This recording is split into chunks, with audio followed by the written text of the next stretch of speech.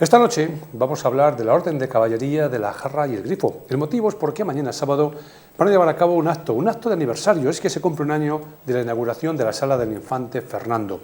Y qué mejor que el maestre de la Orden de Caballería, Juan Ignacio Gutiérrez, para que nos cuente prácticamente pues, todos los detalles. Juan Ignacio Gutiérrez, buenas noches. Buenas noches, Javier. Mañana, primer aniversario de la inauguración de la Sala del Infante. Sí, bueno, para la Orden es un acto de capital importancia. El año pasado, con la inauguración de la sala, se dijo en la exposición y se dijo después y se seguirá diciendo que conseguir el objetivo de tener una sala en el Palacio Real donde nació el infante es un objetivo, como he dicho, de importancia capital. Y este año es el primer aniversario. No vamos a celebrar todos los años el segundo, el tercero, porque creo que sería un poco excesivo, pero que sea el primer año de la inauguración creo que tiene mucha importancia y la Orden así lo considera, y lo que vamos a hacer es rememorar pues, dos actividades fundamentales. Una, lo que es el aniversario, 602 aniversario de cuando Leonor Urraca, la reina viuda, firmó las ordenanzas de las ferias de Medina, y luego empezar a hablar de la familia del infante Fernando y de Leonor Urraca. En la última exposición que hicimos, que era Los infantes de Aragón, ya dijimos que cada año se iba a hablar de uno de los hijos del infante y de Leonor Urraca. Este año toca, lógicamente, al primogénito, Alfonso, el que luego sería Alfonso V de Aragón. Y así se va a hacer.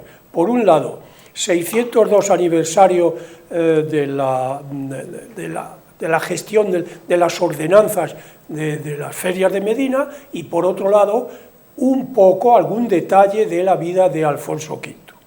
Así que voy a hacer un paréntesis aquí, bueno, que esperemos que pase pronto. Hoy me tenía que acompañar José Luis Tejo, el comendador mayor de la Orden. Él era el encargado de comentarnos la parte de las ordenanzas de las ferias, porque ya lo hizo en la inauguración. Bueno, ha habido un acto desgraciado inicialmente, ha tenido algún problema y tiene un derrame en un brazo, que Dios quiera que se le pase enseguida y que la próxima actividad él ya pueda participar.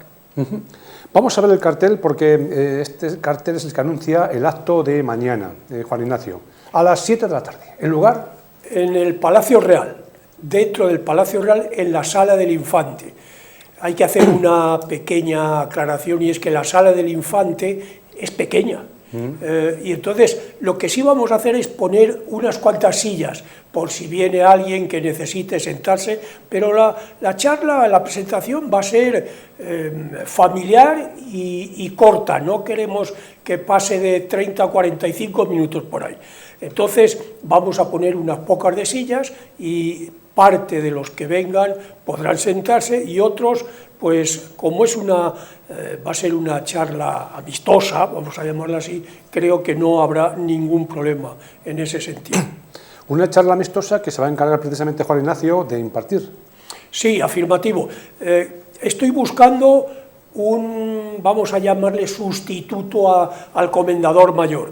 Creo que ya lo tengo y bueno, pues lo prepararemos convenientemente, pero seguiré haciendo las dos partes de lo que es la presentación. Uno, las ordenanzas de las ferias, y otro, el infante inicialmente Alfonso, el primogénito, que luego fue Alfonso V.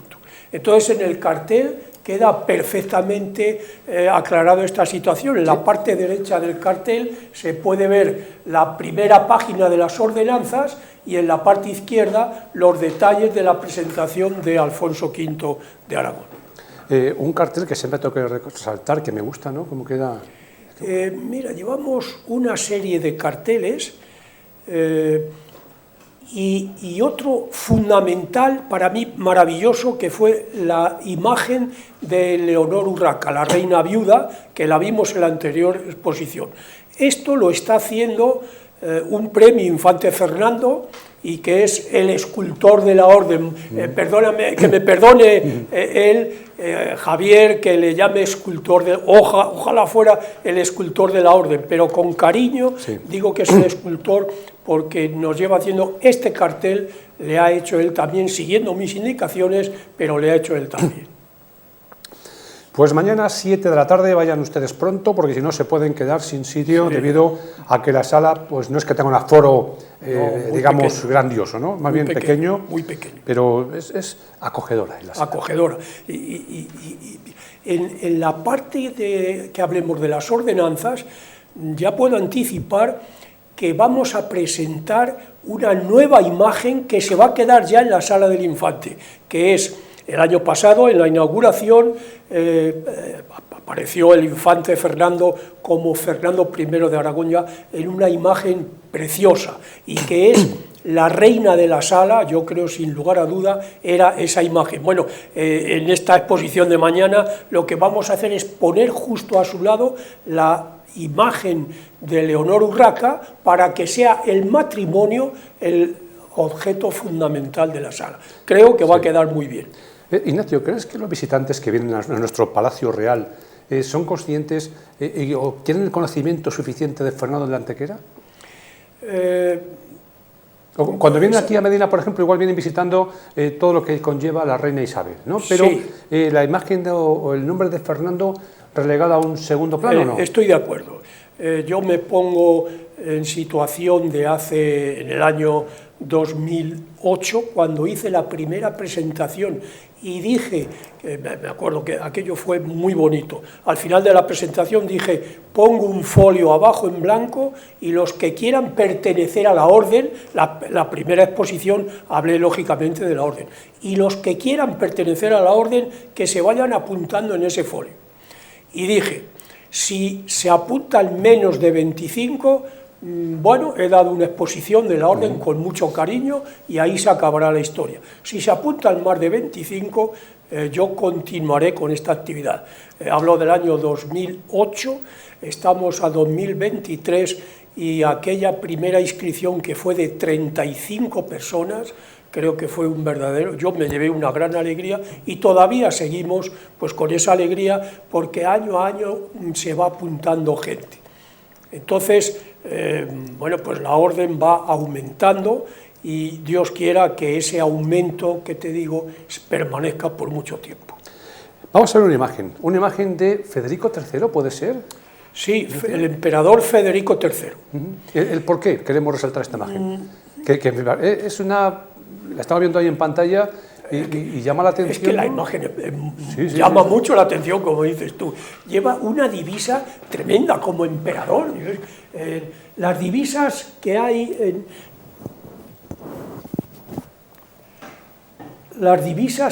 en distintos cuadros de la época no tienen ese aspecto que tiene esta divisa. Quizás la traigo a que la gente la conozca precisamente porque la divisa llama la atención, que va por delante y por atrás del pecho, cuando lo normal es que por atrás no vaya. Pero bueno, la imagen refleja perfectamente lo que es la divisa y la imagen completa, no solo la divisa, el emperador Federico III.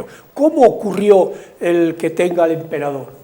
Bueno, el emperador, como todos los emperadores en aquella época, su nombramiento tenía una última fase, y la última fase era que tenían que ir a visitar al Papa, y el Papa ya les daba el verdadero nombre de emperador, y a partir de ese momento ya eran como tal.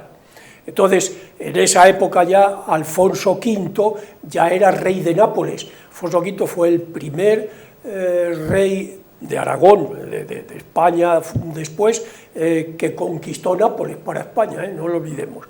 Entonces, Alfonso V le invitó a Nápoles y el emperador Federico III, que estaba casado con una sobrina, es decir, una nieta de Fernando el de Antequera, estaba casado con ella y accedió a visitar a Alfonso V a Nápoles. Claro, Alfonso V era muy amigo el protocolo, y el protocolo, la divisa, la remarcaba y le exaltaba dentro de ese protocolo. En cuanto llegó el emperador, le impuso la divisa de la jarra y el grifo, que es lo que la imagen esta refleja. El emperador Federico. No fue el primer emperador, el anterior, el emperador Segismundo, recibió la divisa del infante Fernando. Fue pocos años antes, porque a poco de poner la divisa al emperador Segismundo, el infante Fernando, como Fernando I de Aragón ya, murió un año después, exactamente.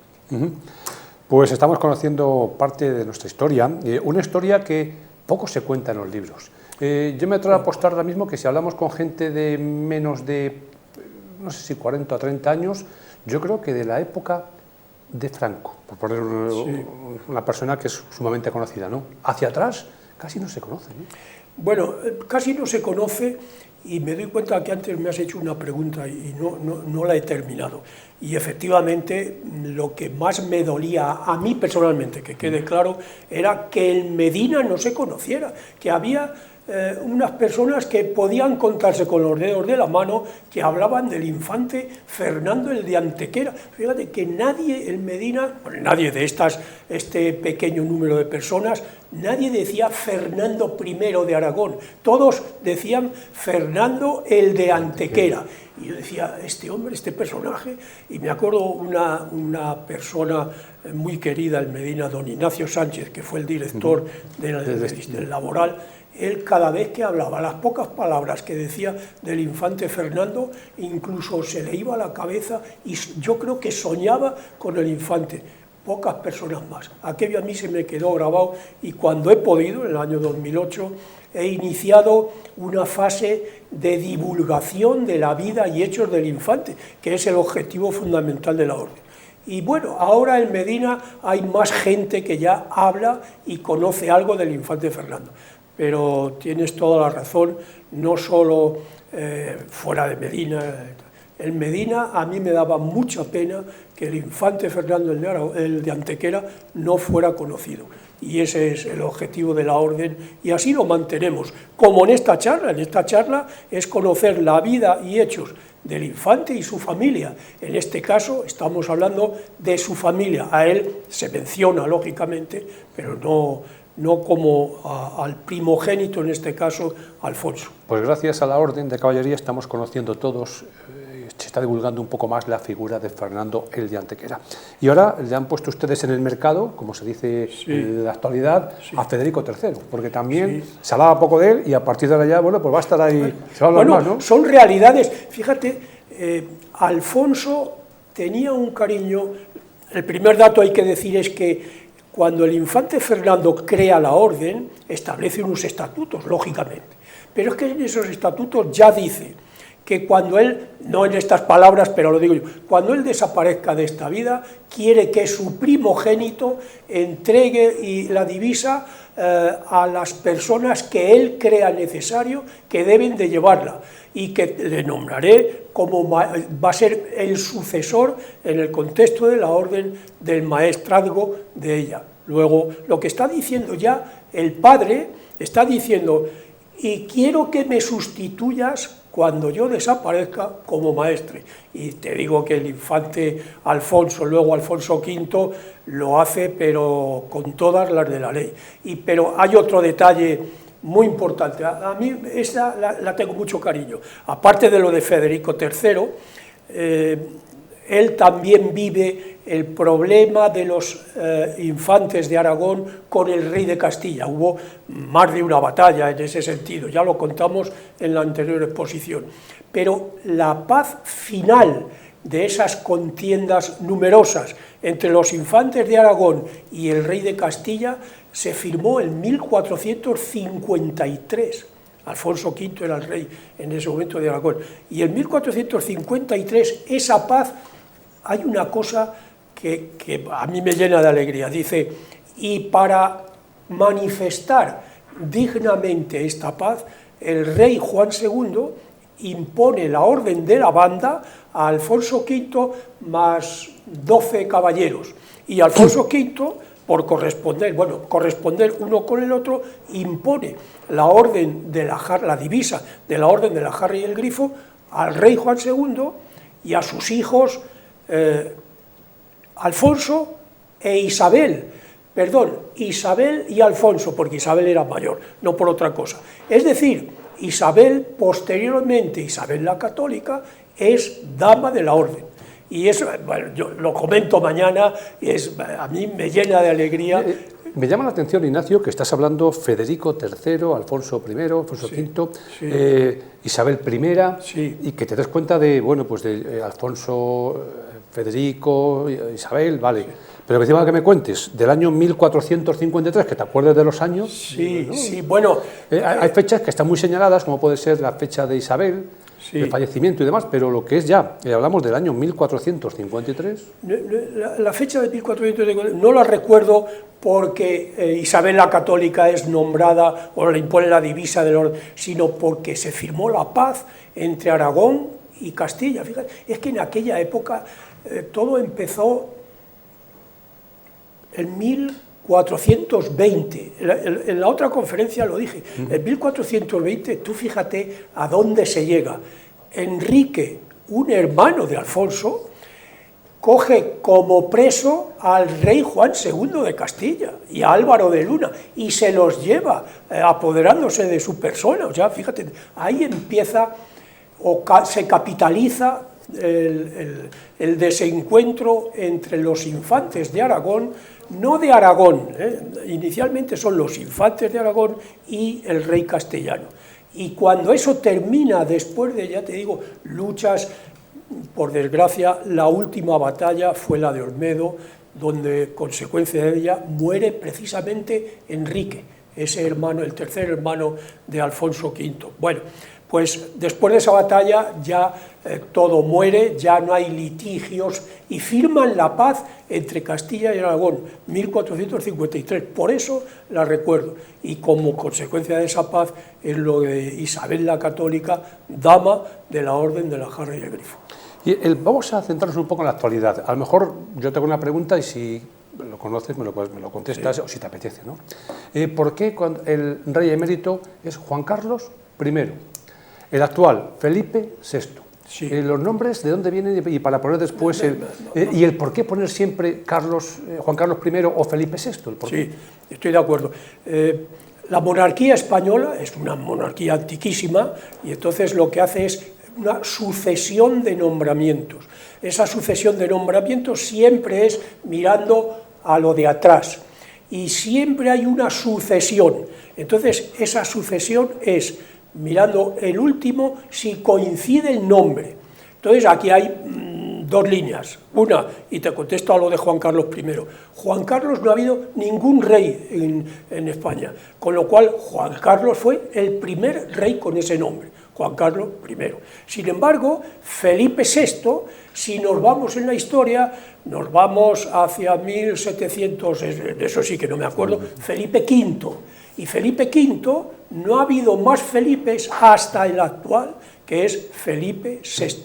O sea que todos los nombres que se ponen los reyes, bueno, los nombres se los ponen ellos, está claro, pero el ordinal se le pone la historia, que es siempre el número a continuación del último del mismo nombre. Sí, estamos acostumbrados Felipe VI, cuando podía ser Felipe de Borbón. El rey Felipe de Borbón, no, desaparece de Borbón, es que Felipe VI, Juan Carlos I. Pero no creas, hay historiadores, depende de lo que hable el tema, si hablan de las casas de Borbón, y si el tema es casas de Borbón, hay muchas veces que quieren resaltar que es el sexto de la casa de Borbón.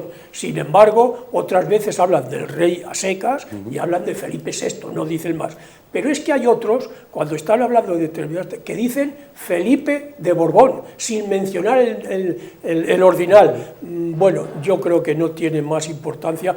Es muy importante para la monarquía el de Borbón, porque es de la casa de Borbón. Aquí estamos hablando de Fernando el de Antequera, era de la casa Trastámara, y fíjate, es el que introduce la casa Trastámara en Aragón. La casa Trastámara empieza en Enrique II, luego Juan I, y luego Enrique III, el hermano del infante Fernando. Pero el infante Fernando es de la casa Trastámara, muy importante para ello. Entonces, él era un segundogénito, no tenía más importancia en los segundogénitos en la monarquía. Hombre, puede haber coincidencias como lo hubo con Fernando I, pero lo normal es que pasen en la historia como un hermano, sin más. Pero sin embargo es de la casa Trastámara, y él, por lo que ocurrió en el compromiso de Caspe, fue nombrado rey de Aragón, y entonces la casa Trastámara es importante porque pasa a Aragón como tal, y entonces empieza el reinado de la casa Trastámara también en Aragón, con su hijo Alfonso V, que este año hablamos de él, y con Juan II. Por ejemplo, hablamos, ya que estamos centrándonos en nuestros reyes, sí. Felipe VI, la consorte, su mujer es Leticia, no lleva Leticia I, no lleva, solamente es el... igual pasa con Juan Carlos I, sí, Sofía, no lleva Sofía... Pero primero, no soy un experto en monarquía, que quede claro, pero eso sí que te digo que lo mismo que te he dicho que un segundogénito en una monarquía, si no ocurre nada en contra, es un hermano segundogénito y ahí queda. Pues lo mismo pasa con las mujeres, ¿eh?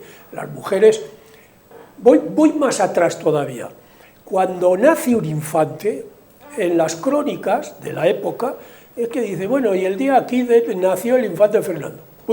Y ya no se habla del infante Fernando hasta que pasan 20 años, 30 años, no lo sé. Eso es como línea general. Fernando el de Antequera sí se habla de él porque luego fue rey. Pero Isabel cuando nace en Madrigal, 1421, nace 51. Fuera el año. Nace en Madrigal y ya no se habla de ella para nada hasta que va Arévalo y no sé qué. Pero los hijos del rey que no están en la línea sucesoria, la crónica y la historia habla poco de ellos.